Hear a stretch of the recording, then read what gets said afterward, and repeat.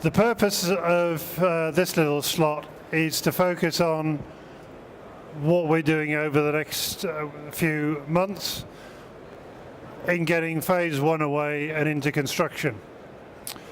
I'm going to start by just a little reminder of what this beast, the hybrid bill, is. When we got the Act of Parliament and Royal Assent, which I'm assured means the Queen passes her hand over the vellum, which is rather wonderful. What is it enable us to do? Yes, it enables us to take land. That's the private part of a hybrid bill. To lease land temporarily or permanently, to alter highways, modify utilities. And the first thing that's really visible to people along the route is the land purchase, the utility diversions, and things of that nature. It also gives us the power to operate,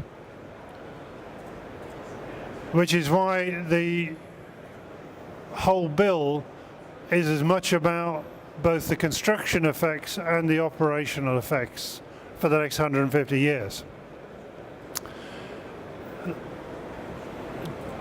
High-Speed 1 is the biggest, High-Speed 1 Part 1 is the biggest hybrid bill in the history of this country, principally because of the additional aspects of environmental mitigation and the commitments on that to any previous activity.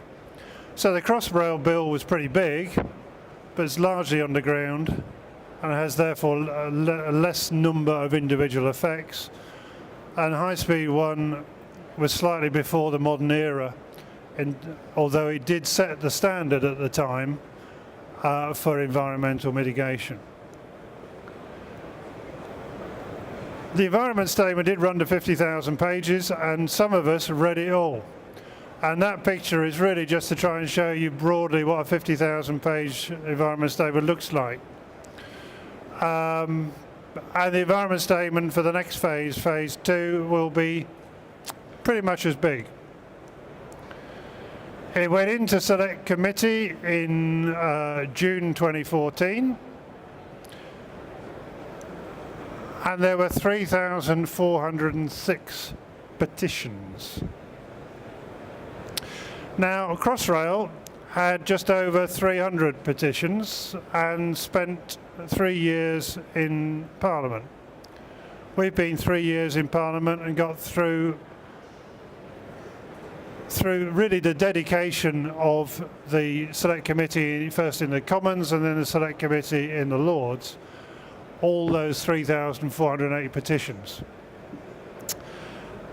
So for a long time, HS2 has not been about engineering or environment or anything else. It's been about the legal process of getting what is effectively outline planning permission. And some of the most contentious topics were not about the trains or the impact of the trains. They were largely about the impact of construction and the impact of lorries and lorry movements on the quiet country roads of Middle England, maybe many miles away from where the construction will eventually be, and about habitat replacement. Just how much habitat do you replace? How much do you enhance? We set out with an attitude that we were going to do what was the right thing for this country in the 21st century, not just what was a minimum. And what we end up with in the bill is a set of obligations, some 4,000 undertakings and assurances, which are about how we build this, which we're now busily working into the contracts which we will then tender and let to actually construct the thing. So where are we now?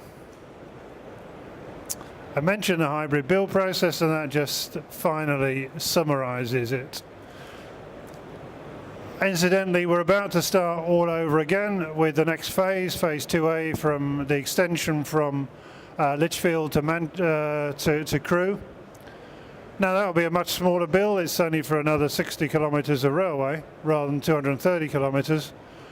But the processes will be exactly the same, and the standard of evidence will be exactly the same, and the standard of challenge will be exactly the same. But of course it should be a quicker process because there's just less of it. And then phase 2B, which takes us on for the rest of High Speed 2, will be just as big an activity as phase 1. So those who've made their career in presenting to Parliament, presenting the evidence to Parliament, all our key consultants creating the evidence to present to Parliament, they're not going to run out of work anytime soon. You would have seen that in recent weeks we have let the development partner contract for phase 2 to Bechtel. Along with previously we'd let the key development engineering environment consultancies for both the east and west legs. Well, that's phase 2, and it's probably all I want to talk about phase 2. I want to focus on phase 1 now. What are we buying and where have we got to? I'm afraid it's not like me to have a slide with numbers on it. I like pictures, but I couldn't think how to do this in pictures, so here we go. There's a lot of stuff to build a railway. The first thing is, and a surprising, maybe not a surprising amount of effort went into what was High Speed 2 Limited. Did we set up to be an all-encompassing client and recruit people from out of the supply sector and across the world to be a totally encompassing client? Or did we have a delivery partner? Or did we pretty much hand it over to a consortium of delivery partners? And those of you who followed construction in the Olympics have seen one model in Crossrail. They've seen 2 or 3 models over the history of Crossrail. We have ended up with a view that High Speed 2 has to be a competent client, but many of the skills we need in the construction phase are specialist or deeper, where we have a proper partner, and we have that engineering delivery partner in the consortium of CH2M Hill, or CH2M now, Atkins and Senna. Senna, the leading Spanish consultancy on high-speed rail. And that kind of tells you the flavour of what we look at. We look at wanting the best of British melded with the best knowledge from around the world, but it has a very British feel about it. The enabling works, everything you end up talking about on High Speed 2, you end up saying the biggest, and it gets a bit boring after a bit. But the biggest ground investigation set of contracts this country has ever seen in one go, bigger than any one time when the motorway network was being constructed.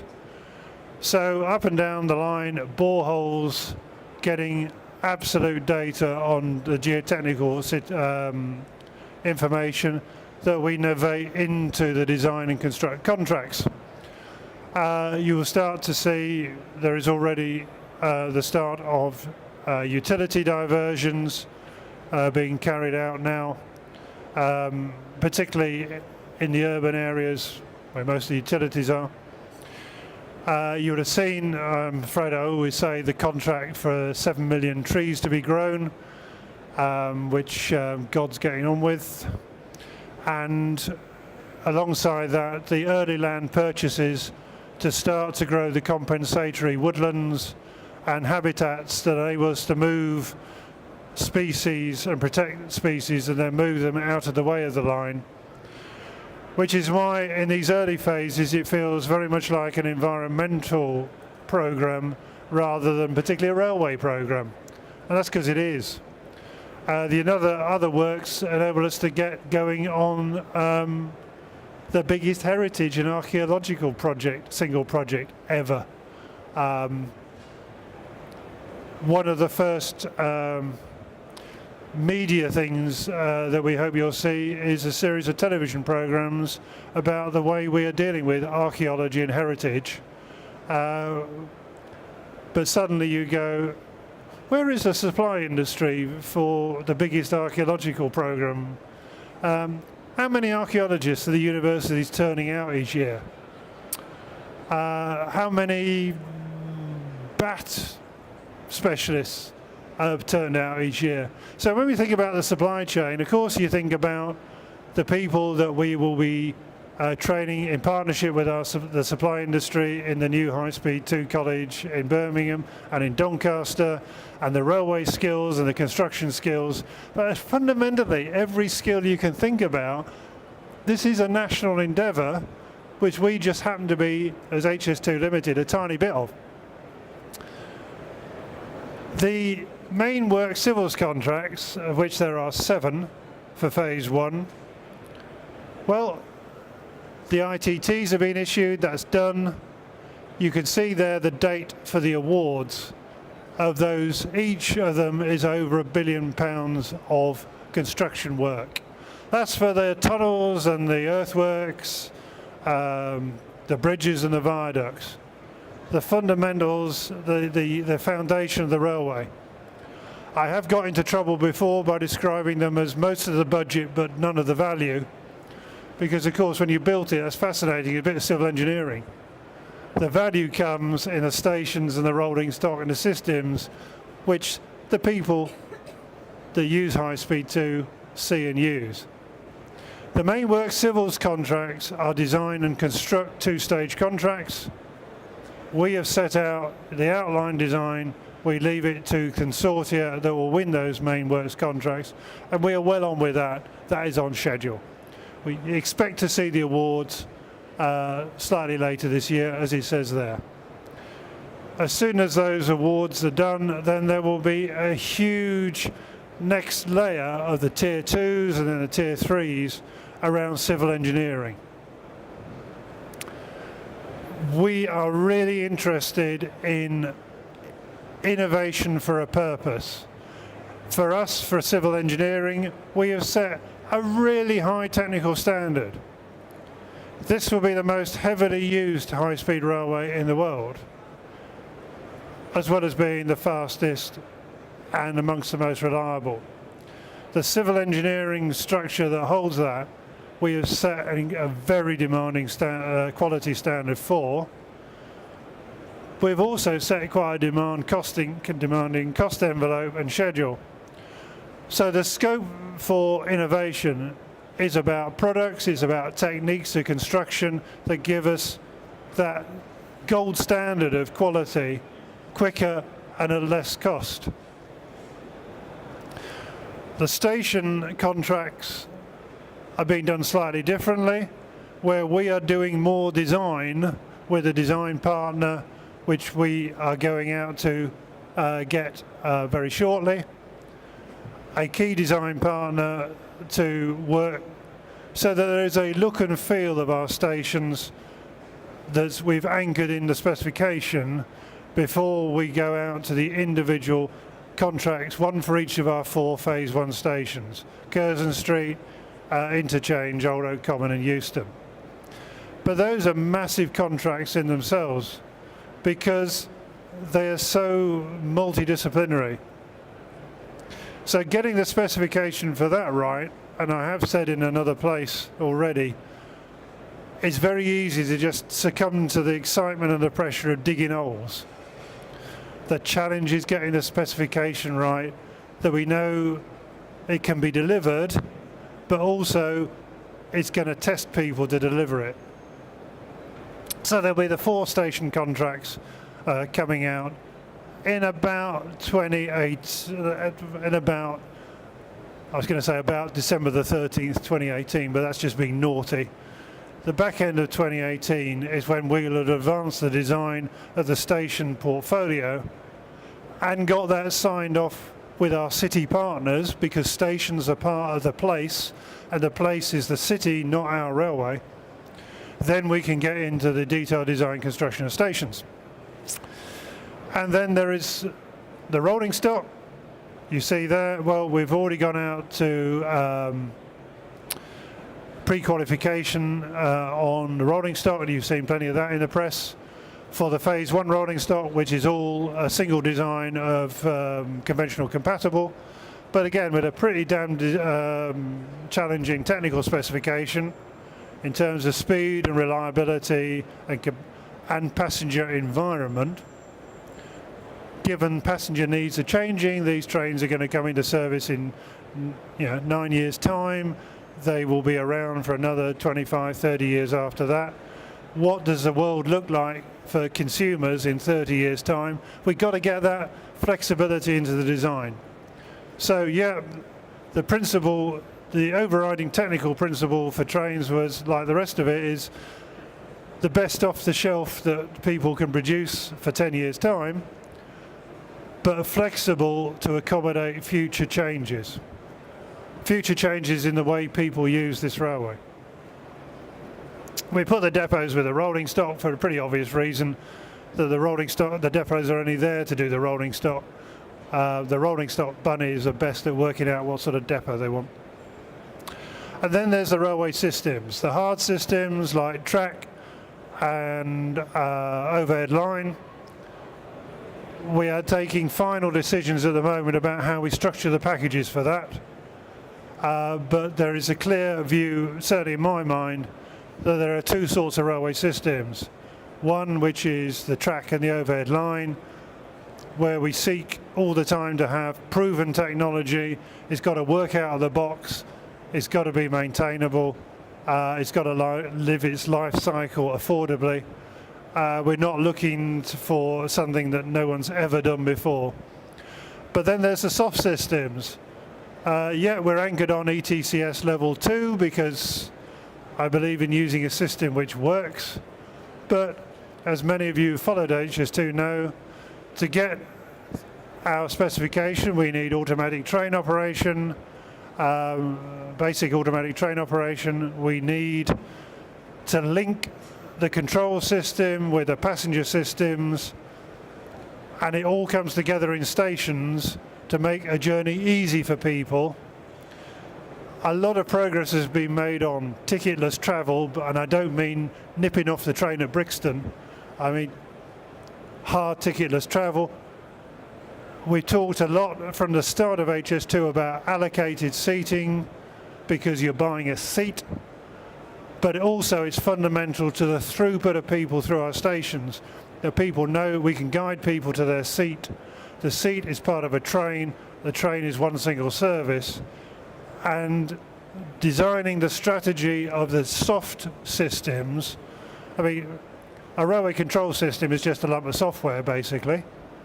A passenger information system is a lump of software, a seat allocation system is a lump of software. We're just working through how we specify to make sure, not that there's one deep thought computer doing it all, but how that everything locks together. So we're taking a bit longer on the railway systems.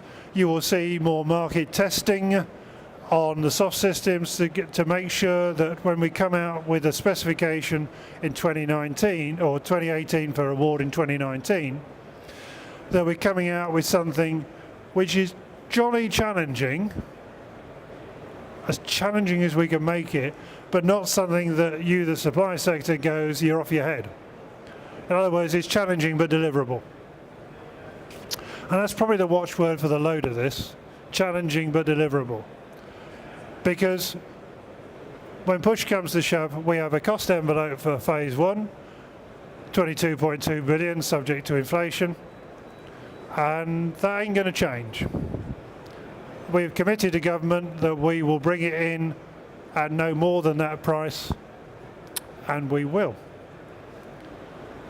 We've also committed to the country the quality we will bring it in at in order to deliver the specification for high speed 2. So that's pretty much it. The next 2 years are getting going. The client side we've talked about. There is a load of stuff that is done by our partners, not just moving out of the way at places like Euston and Old Oak Common, but the interfaces with the conventional network, the interfaces with Network Rail, the interfaces with utilities, the interfaces with the highways, and Highways England in particular, but every highway authority. We have out of the bill some 4,000 undertakings and assurances. A whole raft of those are about the way we build. A whole raft of those are about commitments, about new roundabouts, about road improvements, particularly near our stations. I talked about the 7 main work civils contracts. This is kind of like the summary side of what I've been through, the 4 station contracts. As I say, our draft of the rail category plan, but because it's a draft that we'll decide in July, and I probably should have said this at the start, we're in, as a public organisation, we are in PERDA, we're governed by PERDA rules, so nothing I say to you is about what we do in terms of either letting a contract or a government decision on phase 2. It's something we can speculate on because they are fundamentally decisions the next government will take. But we're working towards having, certainly for rail systems, which is very much in our hands because this is phase 1. We've got the Act, the decisions are made. We, HS2, are now building it. You probably can't see, but I'll just go over to here. It seems to us that having track and the contact system in a contract is pretty sensible because that's the bottom of the train and the top of the train. And okay, you can dress this up in deep technical language, but that's what works for me.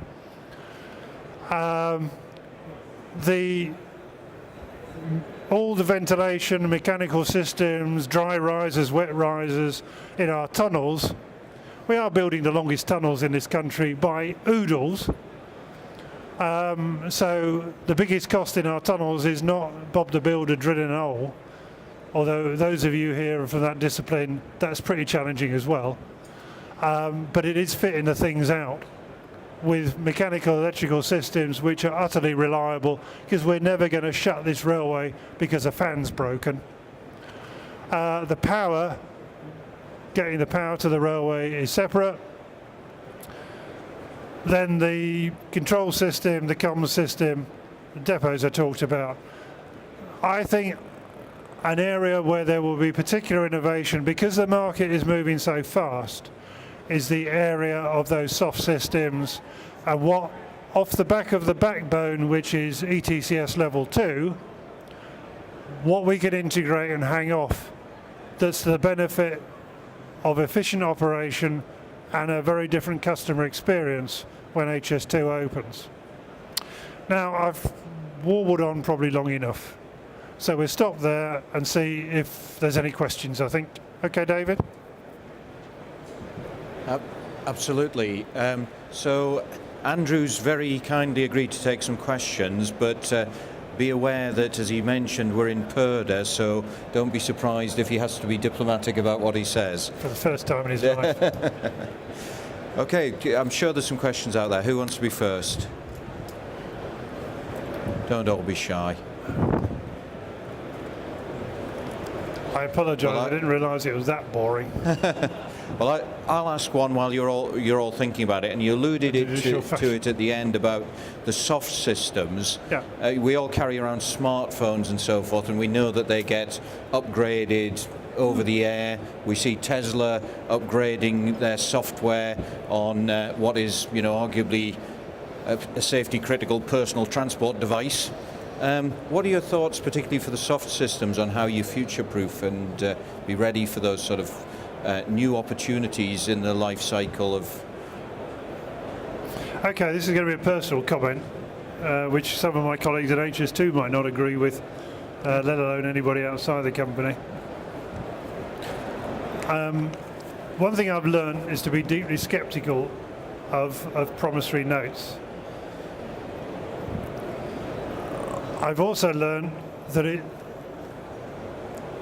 when you've got a railway, upgrading it is very difficult. And so we carry a kind of responsibility to do not the same old railway, because it's kind of what the existing railway could be, because it's beyond the existing railway to upgrade either in the time or probably affordably or possibly ever in some areas. So we've got this wonderful opportunity to be virtually a blank sheet of paper. So on the one hand, I'm sceptical of people bearing the answer to all known problems, but we have a responsibility to set this thing in the future. I think my answer has got to be, look, why do we like things like this? Because there are little startups and emergent firms with ideas. We need to understand those ideas to think, not necessarily do we want to use that product, it doesn't work like that, but there's thinking there. Do we want that thinking in this? Do we in the end put it out to tender and say, if we wanted this, what's the market response? So we can set a guiding principle, which is, before we let it on our railway, it's got to bloody work.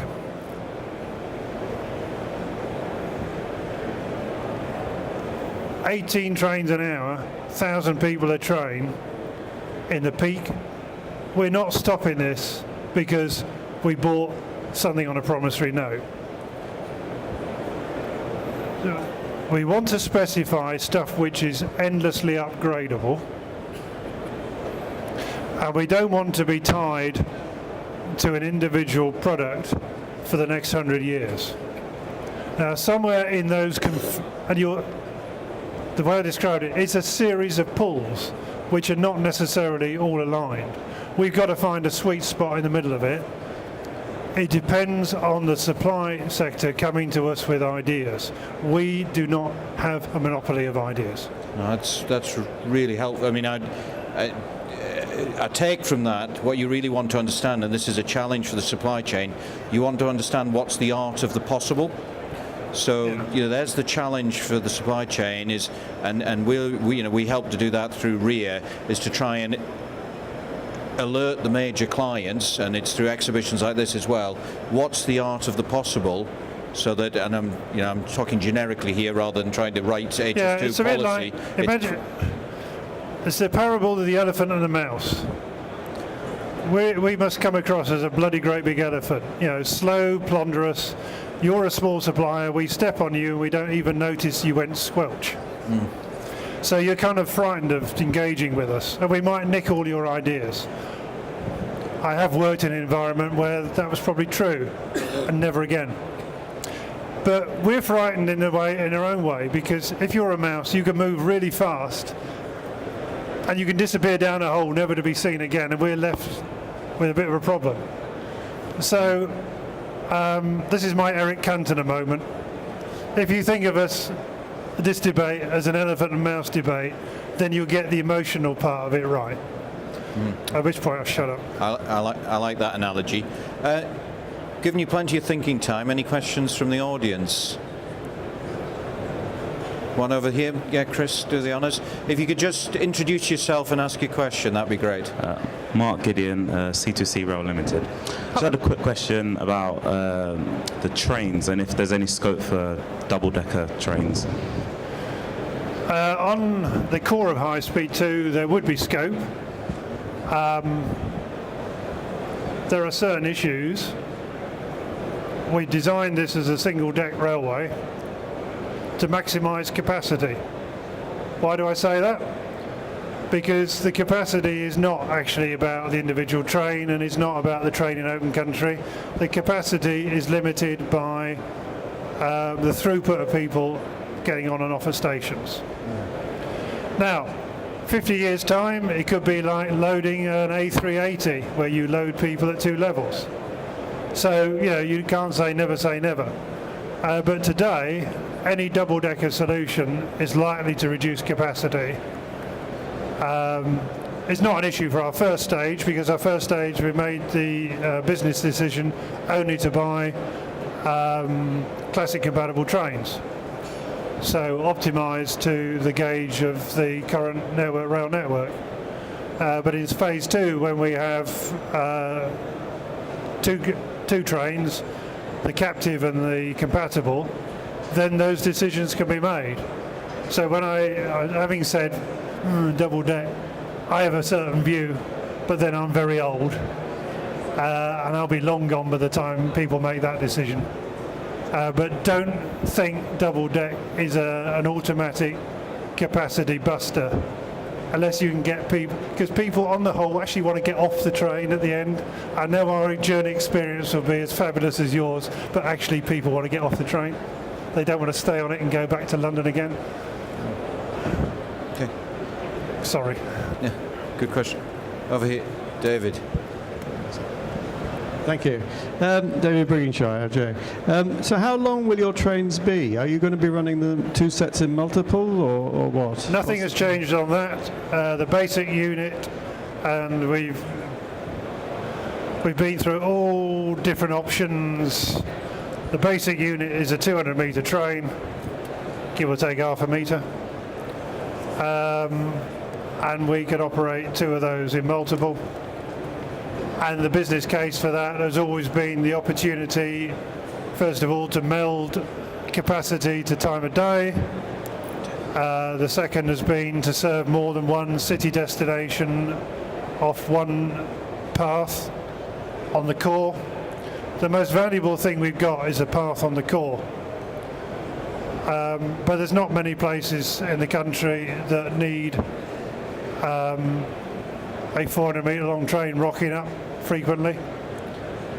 And part of the offer is frequency. This is not, you see in some countries, and you'll know them particularly in Europe, where you run a huge train about 3 times a day. That's not the model. The model is to connect people frequently. Frequency is as important as journey time. So 200 metres can become 400 metres. Some places like London, Manchester, 400 metres from day one, because there's a demand. Other places you couldn't get a 400 metre long train in. Other places it would be a pretty empty one. So we can mix and match. Someone asked me earlier, and that's the reason I was late, and I do apologise for being late. Why do you still connect trains up? Why don't you just run them connected electronically? And that's the sort of area where I go, talk to my grandson about that. But I ain't going to specify that for a train in 2027, 2026, whatever, or on the network being tested in 2024. That's the kind of, thank you for that interesting bit of technology. Now, can we come back to something which is deliverable by the supply chain? Bob Gardner here, retired railway engineer. Power supply for the new system.